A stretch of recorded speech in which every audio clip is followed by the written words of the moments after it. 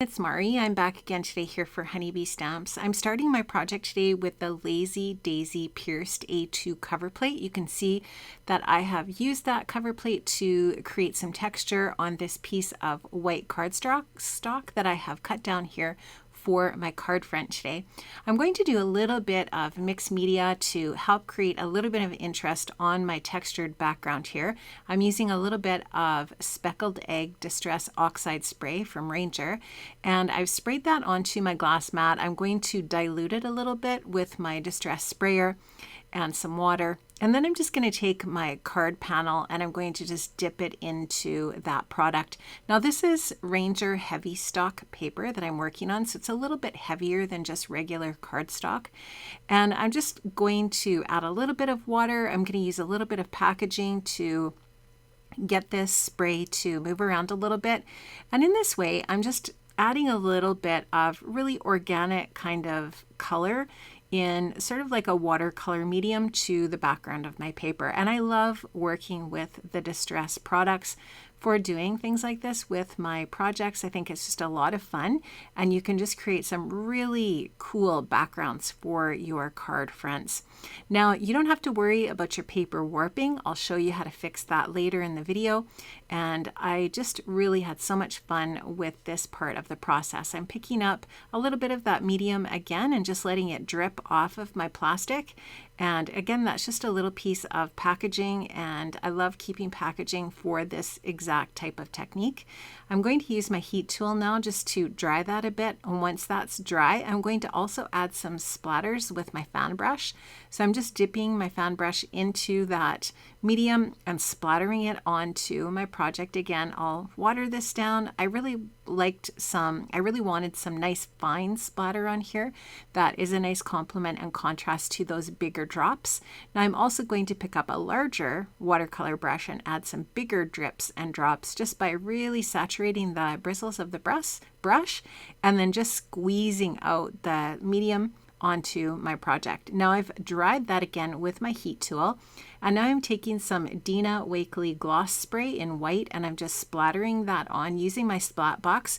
You could totally use any type of white medium that you have. You could use gesso or white paint, it doesn't matter.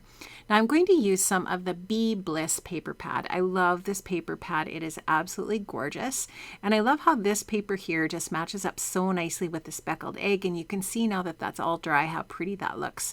I'm going to take a 1 inch, a 1.5 inch, and a 2 inch circle punch, and I'm going to cut out some circles from that pattern paper. And I'm going to use those circles to create a bunch of texture on the front of my project. So I'm really going for texture here today. That cover plate added those really fun daisy texture in the background of my card front, and I'm also going to use these circles to create even more texture. Of course, that mixed media and those splatters added texture as well, so gonna get lots of texture in on this project. So I'm just going to finish punching out these circles with my punches, and I'm also punching the circles from some vellum. So I'll punch the same number and the same size of circles from some vellum paper as well. And then I'm going to layer these pieces together with a little bit of adhesive. So I'm just going to take my tape runner here and glue or adhere a vellum piece onto the back or the side of the paper that's not going to be showing. And I'll just show you here in a bit how this is going to add some really fun dimension and texture to the project. So I'm just going to go ahead and adhere that to the back. And now you can just see I took those to my sewing machine and I just added some white stitching to the centers of each one of those circles. So now I can separate the vellum from the paper and just pinch those up a little bit to create a little bit more dimension. And now we've got these really cool dimensional circles to add to our card front for even more texture. And I don't end up using this little fourth circle. I wasn't sure if I needed it or not, but I just thought I would create an extra just in case. Now to take the warping out of my paper and to add some dimension, I'm going to put some foam tape on the back of the entire piece here. So this is a really great way to get your paper to flatten out if you do have a little bit of warping from different kinds of wet medium that you might use, whether it's paste or whatever. So it is a really easy way and a fail-safe way to go ahead and get those warps out. So I've got my foam tape on the back of my card front here. I'm going to add a little bit of Honeybee Stamps liquid precision tip glue, and this is going to just allow me the opportunity to wiggle my piece of paper here around a little bit on my card base so that I can get it on there straight, so that foam tape doesn't grab the paper right away. It just gives me a little bit of a chance to move it around and get it centered. So I am working on an A2 size portrait top folding card base here, and you'll just see me here take my card front and add it onto my card base. So I'll just take a second and make sure that I have it in the right spot, and then I'll just really smooth that out. I actually put some paper weights on it for a few minutes just to make sure that it was nice and adhered. And now you can just see how flat that is and ready to go to add the details to the project. So I'm going to add a little bit of foam adhesive to the back of each one of these circles, and that's just going to pop them up even a little bit more.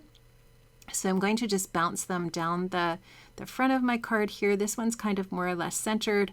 The next circle is going to go over a little bit to the right, and then the last circle will go over a little bit to the left, and we'll just get a really interesting pattern of circles on the front of our card. So I'm just going to take those backers off of my foam adhesive and place this down and just try to get an idea of where I want that to be on my card front. And you'll just be able to see that mixed media background, the speckled egg, just kind of like popping out here and there, as well as those white splatters. You could actually also white splatter over top of the circles once they're adhered if you want some white splatter on those pieces as well. I didn't bother to do that for this particular project, but that would look really nice. You could also add some gold splatters if you want to add a little bit of gold, or whatever you like to add to your projects. So I could have added that little circle there, but I want room for my sentiment. I also really wanted to add a little bit of a floral on here, so you'll see me doing that as well. But this is the Birthday Wishes Stamp and Coordinating Die Set. I just showed you there, I pointed to the sentiment I'm using, wishing you all that is happy. I'm also going to use my Wildflowers Lovely Layer die set here to create a little floral piece.